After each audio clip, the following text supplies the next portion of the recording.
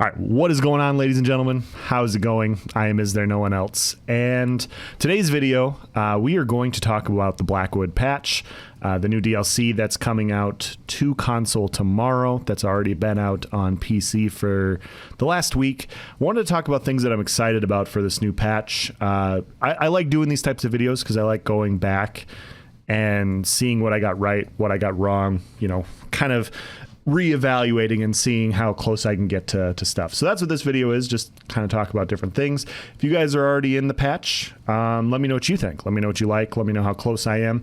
I played a little bit on Saturday, not enough to really get an informed opinion on PC, but yeah, that's what this video is going to be. Most of it's going to be PvP related. Let's dive into it. Number one, I'm excited for all the sets coming back. I'm really excited about it. Now, you guys know I posted a video when no procs came in, said it's the best PvP we've had in a long time, and I still believe that that was the case. Procs were very, very problematic, and yeah, no proc was a lot of fun. I really, really enjoyed no proc. It just wasn't as creative. I mean, we can all agree with that. We all wanted these sets to come back, and now they're back. And proc sets are a lot more balanced. Now, obviously, there's going to be some imbalance. There always is in PvP. And when we encounter it, we'll talk about it when we get to it. But yeah, more build diversity, more build creativity is a good thing. Proc sets getting adjusted is a good thing. All these sorts of things are good. Arctic Blast getting its adjustment is very nice. It should make for a lot more enjoyable of a PvP environment. Like I said, I played a little bit on Saturday, had quite a bit of fun. Not as many proc sets as you would think. It opens up.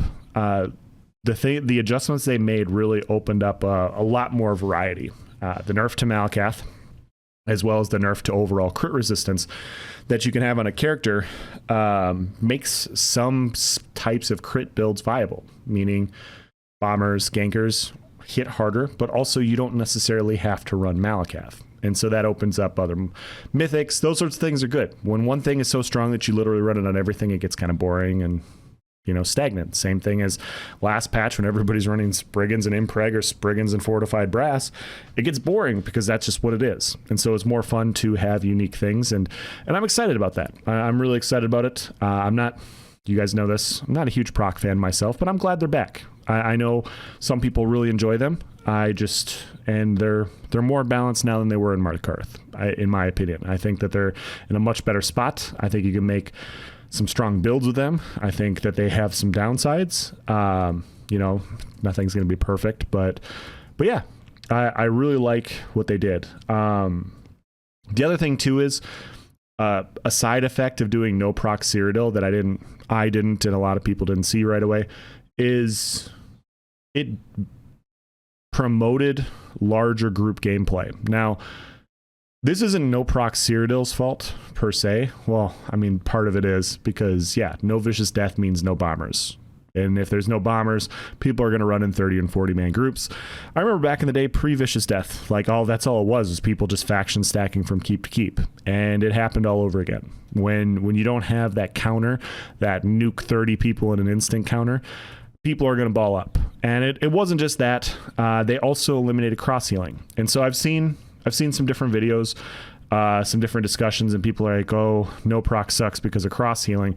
Well, they're two separate things. They were introduced at the same time, but they're two separate things in my opinion. Cross healing, I don't think is a good thing. I don't see a point in having a 12-man group size if you enable cross healing. Why? Just put it back to 24. Like, they reduced the group sizes for all environments down to 12, and it's just, if you're having cross healing, just make it 24 then. Like, there's no difference in functionality at that point. So just either make it 12 with no cross healing or do 24 with cross healing. To me, that just doesn't make any sense. And so that's still something that I would like to see adjusted. I still think it's better if your goal is to try and get people to spread out more, enabling a situation to where radiating regen provides so much support, and 2, 3, 4 people all running it in like 20, 30, 40 people all running it in an area makes them so much stronger. Maybe you want to restrict that a little bit to just 12 people instead of 40. But yeah, that looks like it's here to stay. They're They brought it back. so we'll just have to deal with it. But yeah, bombers are there, so that will help quite a bit. The other thing I'm really excited about for Blackwood is Imperial City. Imperial City, they made some really nice changes. They introduced some monster sets, and the monster sets, I did a video on it if you guys want to go check it out on the different monster sets that are available in Imperial City that you can buy with Telvar. You farm the helmets off the bosses. There are, 6 different districts, 2 different bosses in each district, and the 3 different monster sets are all different bosses in the Imperial City district, which means that there's potentially 9 more monster sets that they could introduce in Imperial City for the monsters up top, which is pretty exciting. It's pretty exciting. It opens some things up. It gets people back in there. A couple of the sets I think are actually pretty interesting, and I'm going to go out and get myself. There's also motifs that you can farm in Imperial City. I forget what motif it is, but you know, some people like to have everything, and so it should get people back in Imperial City. Imperial City, in my opinion, is the best place to play to PvP at. There's just so many different avenues. There's so many different things. It enables small scale, large scale PvP. It's just great, and performance is so much better in Imperial City. Now, I wish they would make Imperial City its own they have its own campaign, but they should make, in my opinion, it should have campaign rewards. Campaign rewards, you get points for PvPing down there. I think that would be great because they clearly they're at a point to where they can't solve Cyrodiil lag. They just can't. It's not working. I wish it was. I'm sure they wish it was. It's not working. And so why not Band-Aid shift from Cyrodiil to Imperial City when we know it works? Like when they do the double Telvar pen down in Imperial City, lots of people are down there. I've gotten there's 20 on 20 on 20 fights in districts, 30 on 30 fights in districts, and very, very minimal lag. Performance is so much better in Imperial City, even when there's a ton of people down there. And so it's like, okay, if we can't fix this and we're still working towards it, we don't know what the issue is. Why not just patch it? Why not just go, you know what, we're going to make this a campaign. If you guys want a campaign style PvP, let's just do Imperial City. We'll open up 3 or 4 different ones. Go nuts. I think that would be a good short-term Band-Aid fix that would allow people to enjoy it, enjoy PvP, and potentially bring more people down there in the short term until they figure out what's going on with Cyrodiil and why performance just gets so bad. Like on Saturday, there was 1 bar of red in the standard campaign and no bars of anybody else, and I was lagging my ass off on PC, and I don't get it. I don't get it. So yeah, I think that might be something that should be looked into in the future. But regardless, what they've done, opening things up, getting people down there, I think is a very, very good thing. As far as other things I'm excited about, I am excited about the companions. I think the companions are a great idea.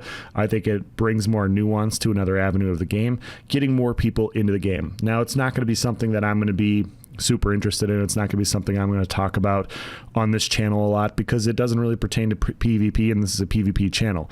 But the thing is Elder Scrolls isn't just a PvP game. It's not just a PvP game. It's not just a trial game. It's a bunch of different things. And when they expand and make these new, different, interesting things for other areas of the game, it brings more people in. It brings more people in to enjoy a game that I've been enjoying for the last 5 years, going on 6 years. I think that's a good thing. I think that's a really good thing. And hopefully it's well received by people. Hopefully people that it's meant for, it works. I mean, I think oftentimes it doesn't matter who we are, whether we do 4-man dungeon content, trial content, PvP content, we get really stuck in, you haven't given us anything lately. You haven't given us anything, when there's just so many different aspects to this game. Like trial people get their stuff, we get our stuff. Like it just, yeah, it goes in a circle, and yeah, it seems like a lot of the Overland guys and even 4-man dungeon content, I guess, can do companions and stuff, which is pretty cool. So yeah, it has its niche, and I think it's a cool idea. But where's our stuff, Sauce? No, I'm just kidding. Yeah, I think those are the big things I'm excited about. Like I said, build diversity is going to be fun. I'm going to come out with new build videos and whatnot for all of that. That's going to be the end of this video, guys. Thank you for watching. Have a nice day.